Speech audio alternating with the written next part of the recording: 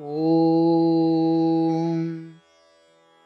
अधिष्ठानं तथा कर्ता करणं च पृथग्विधं विविधाश पृथक्वेष्टा दैवं चैवात्र पञ्चमम्। ॐ श्री परमात्मने नमः। भावार्थ: कर्माच्या सिद्धीत अधिष्ठान तसंच कर्ता आणि अनेक प्रकारचे करण म्हणजे साधन आणि विविध प्रकारच्या वेगवेगळ्या क्रिया आणि तसंच दैव हे पाचवं कारण आहे. संपूर्ण कर्मे सिद्ध होण्यासाठी सांख्य सिद्धांतात 5 कारणं सांगितलेली आहेत. ती माझ्याकडून जाणून घे, असं भगवंत 18व्या अध्यायातील 13व्या श्लोकात सांगतात. कर्मसिद्धीसाठी आवश्यक ती 5 कारणं या श्लोकात भगवंत आपल्याला समजावून सांगत आहेत. अधिष्ठान, कर्ता, करण, प्रयत्न आणि दैव हे कर्मसिद्धीचे 5 घटक आहेत. हे घटक जाणून घेणं आपल्यासाठीही आवश्यक आहे. बरं, आपल्याला कोणत्याही क्षेत्रात कार्य करायचं असेल, मग तो प्रपंच असेल, परमार्थ असेल किंवा समाजसेवा असेल, तरीही हे 5 घटक समजावून घ्यायला हवेत. कारण आपण जे कोणतं कार्य करू ते उत्कृष्ट व्हावं असं आपल्याला वाटतं ना. उत्कृष्ट कार्य करण्यासाठी कार्यसिद्धी मागील या कारणांचा विचार केला पाहिजे.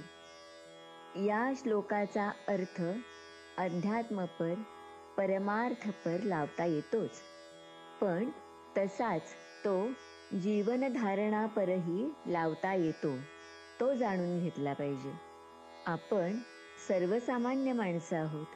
माऊली म्हणतात त्याप्रमाणे, जयांचे ऐहिक धड नाही, तयांचे परत्र पुससी काई. या पायरीवर आहोत, हो की नाही?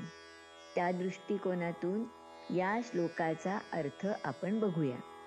भारत हा शेतीप्रधान, कृषीप्रधान देश आहे. म्हणून कृषीच्या उदाहरणातनं या श्लोकाचा अर्थ समजावून घेऊ. इथे शेत हे अधिष्ठान म्हणजे कार्यक्षेत्र आहे. शेतकरी हा कर्ता आहे. करण म्हणजे शेतीसाठी लागणारी विविध साधनं, विविध चेष्टा म्हणजे शेतीत करावी लागणारी विविध कामं, आणि 5वं ते दैव. सगळ्या गोष्टी वेळेवर आणि व्यवस्थित करून पाऊस योग्य वेळी आणि आवश्यक तेवढा पडणं म्हणजे दैव. दैव हे मानावं लागतं बरं का. कारण योग्य वेळी आवश्यक तेवढा पाऊस पडला नाही तर आधीच्या सर्व गोष्टी या निष्फळ होतात. म्हणून फक्त दैवावरच अवलंबून राहणं हे चुकीचं आहे. माणसं पहिल्या 4 घटकांवर लक्ष देत नाहीत, कष्ट करत नाहीत आणि दैवाला मात्र दोष देतात. हे चुकीचं आहे. म्हणून समर्थ रामदासांनी प्रयत्नांवर भर दिलेला आहे. प्रयत्नांचा महिमा गायला आहे. ते म्हणतात, केल्याने होत आहे रे, आधी केलेची पाहिजे. यत्न तो देव जाणावा, अंतरी धरिता बरे. तर तुकाराम महाराज म्हणतात, असाध्यत साध्य करिता सायास, कारण अभ्यास तू का म्हणे. दैवम चैवात्र पंचमम. याची अनेक उदाहरणं इतिहासात आढळतात. छत्रपती शिवाजी महाराजांच्या प्रयत्नांना दैवाची साथ मिळाली शहाजी महाराजांनीही स्वराज्य स्थापनेचा प्रयत्न केला होता, पण तो अयशस्वी ठरला. पण शिवरायांना यश मिळालं. तसंच औरंगजेबाच्या काळ कराल पकडीतून निसटून आग्र्यापासून शेकडो मैल अंतरावर राजगडावर सुखरूप येऊन पोचणं हा खरोखर चमत्कारच होता की नाही. अर्थात त्यामागे शिवरायांचं नियोजन होतं. बुद्धिमत्ता, शौर्य, प्रयत्न होतेच, पण त्याच्या जोडीला दैवाची साथही त्यांना लाभली होती. अजून एक उदाहरण स्वामी विवेकानंदांचं. स्वामीजी सर्वधर्म परिषदेत सहभागी होण्यासाठी अमेरिकेत गेले. तिथे गेल्यावर त्यांना समजलं की परिषद सुरू होण्यासाठी अजून 1.25 महिना अवकाश आहे. जवळचे पैसे संपले, आवश्यक ते परिचयपत्र ते जवळ नाही. आता काय करायचं असा मोठाच प्रश्न उभा राहिला. अशा कठीण परिस्थितीत सॅनबोर्न बाई आणि J.H. राईट यांची भेट झाली.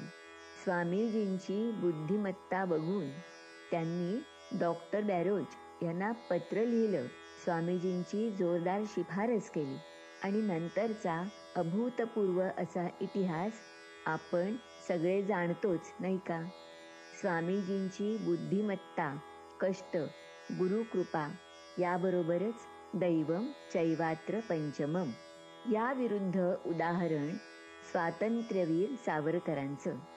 मार्सेलिस जवळील समुद्रात मोरिया बोटीच्या छोट्या गोल खिडकीतून त्यांनी उडी मारली. सगळं अंग सोलवटून निघालं. तरीही पोहत पोहत फ्रान्सचा किनारा गाठला. पण इथे दैव आडवं आलं. सावरकरांच्या प्रयत्नांना, धाडसाला दैवाची साथ लाभली नाही. फ्रेंच पोलिसांना लाच देऊन ब्रिटिश सैनिकांनी सावरकरांना ताब्यात घेतलं. दैवम चैवात्र पंचमम. आधी प्रपंच करावा नेटका, मग घ्यावे परमार्थ विवेका, येथे आळस करू नका, विवेकी हो. असं समर्थ रामदास स्वामी म्हणतात. प्रपंच नेटका करायचाच आहे, पण त्यात गुंतून पडायचं नाही बरं. त्याचबरोबर परमार्थाचं कडे आपल्याला वळायचंय, परमार्थही करायचा आहे. कारण आत्म परमात्म प्रचिती हा मानवी जीवनाचा मूळ उद्देश आहे बरं. आता या श्लोकाचा अध्यात्मपर अर्थ पाहू. अधिष्ठान म्हणजे मानवी देह. जीव हा कर्ता आहे. ज्ञानेंद्रिय, कर्मेंद्रिय ही करण म्हणजे साधनं आहेत. यांच्या सहाय्याने होणाऱ्या क्रिया म्हणजे पृथग्वित चेष्टा आहेत. परमपदापर्यंत जाण्यासाठी सद्गुरूंची भेट व्हावी लागते बरं. सद्गुरूंची कृपा लागते, ती मात्र दैवाधीन असते. म्हणूनच नामदेव महाराज म्हणतात, जन्मोजन्मी आम्ही बहु पुण्य केले, तेव्हा या विठ्ठले कृपा केली. तर समर्थ रामदास स्वामी म्हणतात, कष्टे विण फळ नाही, कष्टे विण राज्य नाही, केल्या विण होत नाही साध्य जनी. हा समर्थांनी दिलेला मंत्र ध्यानात ठेवून आपण वागलं पाहिजे बरं का. शरीर परोपकारी लावावे, बहुतांच्या कार्यास यावे. हा विवेक ठेवून कर्म केलं ना की कर्माचा कर्मयोग नक्की होईल बरं. ओम श्री परमात्मने नमः. श्री कृष्णार्पणमस्तु. शुभं भवतु.